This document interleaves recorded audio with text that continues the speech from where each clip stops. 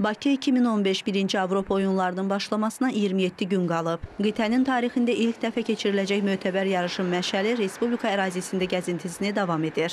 Məşəl Azərbaycanın qədim yaşayış məskənlərindən olan Şabran rayonundan da keçəcək. Burada onu 10 idmançı daşıyacaq. Onlardan biri də karatenin Jundokan növü üzrə bir qat dünya, 3 qat Avropa çempionu Nərmin Ağamalıyevadır. Bundan qabaq biz Avropa ölkələrində çox olmuşuq. Orada döyüşmüşük bir idmançı kimi.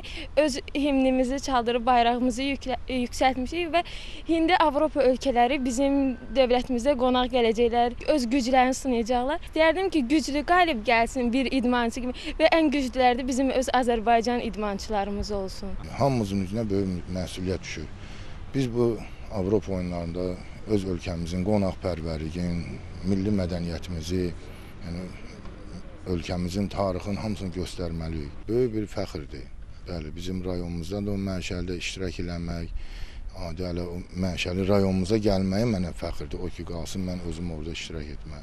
Məşəlin rayonda qarşılanması üçün hazırlıq görülür. Məşəlin keçəcəyi marşrut üzrə ərazilərdə abadlıq işləri aparılır. Marşrut əsasən şəhərin mərkəz hissəsindən keçir ki, dediyim kimi cənub tərəfdən giriş hissəsində Şabran şəhəri yazılan piramidanın yanından başlayaraq Rəsul Məmməd Məsuadı küçəsi boyunca əsas mərkəzi hissədən Zərifə Əliyeva küçəsində yerləşən Mədəniyyət və İstirahət Parkında tədbirin məşəli orada alışdırılacaqdır.